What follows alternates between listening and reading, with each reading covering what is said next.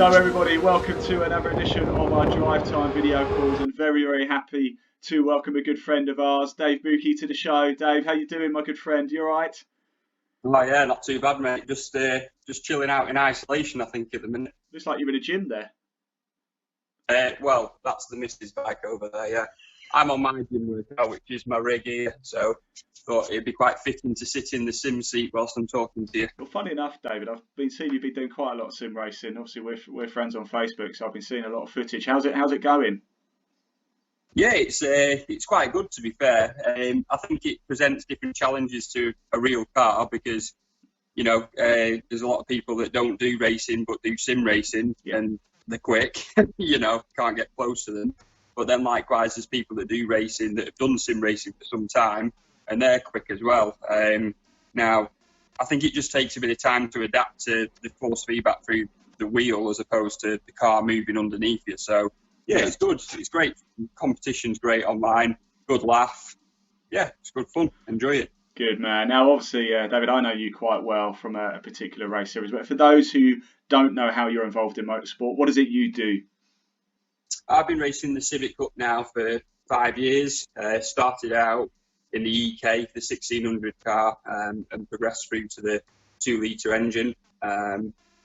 So, yeah, that's what I've been doing for the past 5 years. And the Civic Cup has changed hands. We were just talking about this actually off air, weren't we? The Civic Cup is changed going forward, isn't it, under new ownership? Yeah. So Sean and Simon, SW Motorsport, who formerly owned the Civic Cup, decided it was the right time to move it on. They felt that they'd done as much as they could with it, I believe, and they had more priority in the sense of running their company, SW Motorsports. I think Civic Cup, you know, great series. They've done a fantastic job with it. But like I said, they felt that they'd done as much as they could with it, with the time that they had available to put to it, really. So I guess when Stuart Lyons showed some interest in the championship to run alongside VW Cup and TCR, they were quite inclined to take that offer off him, really. Yeah, and I can't blame him really as well. I mean, Simon, I know Simon quite well, did a fantastic job, and Stuart will obviously take it as well and do a wonderful job there too. And we were talking again, weren't we? The intensity of the action. I was with you guys at Alton Park and Brands Hatch last year, and I was just mesmerised by the fields are massive to start off with, but the racing is just fantastic, isn't it? Oh yeah, it's great. You've seen it firsthand, like you said, for the past year or so. Whilst you've been at the trackside, just like I was saying to you off there a minute ago, it looks competitive from the outside, but trust me, when you're sat in the car and you've got 30 odd Civics around you, it is a highly competitive championship. So if there's anybody watching this video and looking at getting into racing, hopefully when we're out of this isolation period, then the Civic Cup is a great affordable championship, and it's fantastic racing. I don't think I've often thought, well, what else can I do now? Because I'm 5 years into it, and you tend to fancy a different challenge or whatever. But for the money and for the kind of attraction it has, it's got over 16,000 followers on social media, which is massive for club racing, as you know. So I don't think for the money, bang for buck, you can get anything better. The cars are great, the racing's great, it's cheap, affordable, the guys are nice. It's just a good championship to be in. I can certainly vouch for that. Now, David, let's talk about you a little bit, shall we? 5 years, you say you've been involved in the Civic Cup. Where's your favourite place to go racing? Where do you still get a knot in your stomach where you're like, oh, we're visiting this particular track this weekend? It's a difficult one, that one, because I think every circuit has a part of the circuit that feels really good. So Donington Park, you've got Craner Curves. You know, Brands Hatch, you've got Paddock Hill Bend. Snetterton, you've got the bomb hole. You know, there's different aspects of each circuit which make it unique in itself and good fun to drive. Croft, I mean, the back section through there, flat out through the S's, it's just mega. So to isolate one specific track and say it's my favourite, it's very difficult. I do enjoy Brands Hatch. I've had really good results there. I took my first win in the 2-litre EP3 this year, and I do enjoy it. So I'd probably say Brands Hatch has got to be one of my favourite. Although I did chuck it off 2 years ago And it's funny because the day before, you're going to laugh at this, but the night before, we stood at the top of Paddock Hill Bend, and I took a picture on my phone. And on the picture, in the very left-hand corner, was the very spot the next day that I dropped my wheel, the back wheel off the track, and spun out at the top of Paddock Hill. And it's just quite funny because out of every single piece of track that I could have took a picture, that one little bit, very little corner, was exactly where the tyre dropped off. So would it be right in saying you don't take any pictures of tracks anymore the day before a race? No, as you've probably seen on my Facebook, I like to take a few photos, so I don't think that'll stop me from taking any photos in the future. Just have to be a little bit more cautious next time. Absolutely. Actually, I like your answer there, David, as well, because that's a great question for everybody watching, actually. Rather than just picking one track, pick a corner. Let's say you've got 10 corners to pick. You can have 10 bits of track, and to create your dream track. That's quite something, isn't it? I won't ask you to do it now, but I mean, you've nailed half of it anyway. Now, right then, David, you and me, Brands Hatch. We're at Brands Hatch, and I've got a garage behind me. You've got 10 laps, and I can say to you, I can make any car appear in that garage. Past, present, race car, road car, anything you want. You're in complete fantasy land. What are you taking out around Brands Hatch? Ooh, if you'd have asked me that when I was a kid karting, I'd have definitely said an F1 car. But getting into closed wheel category, I would probably say I do like the look of the Ginettas. Yeah, a few people say Ginettas. Yeah, they just look great. They're fast. They look nice. They sound good. You're in that GT kind of position. Yeah, I think I'd have a few laps in the Ginetta.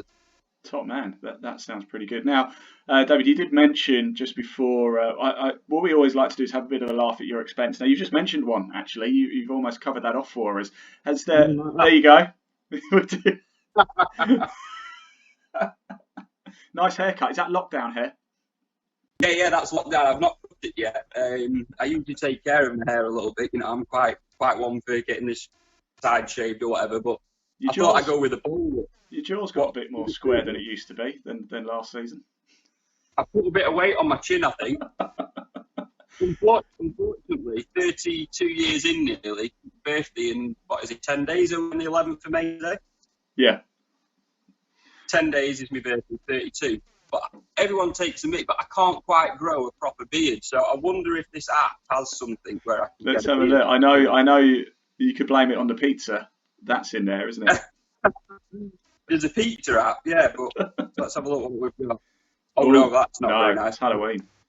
Elvis? Oh, is it? That's not Elvis. There's Danny from Greece, isn't it? Is it? Do I suit that? My hair's pretty much like that anyway, to be fair. I was going to say, that looks just like you normally. That looks like you at Alton Park last year. Another 2 months in isolation and we'll be there, I think.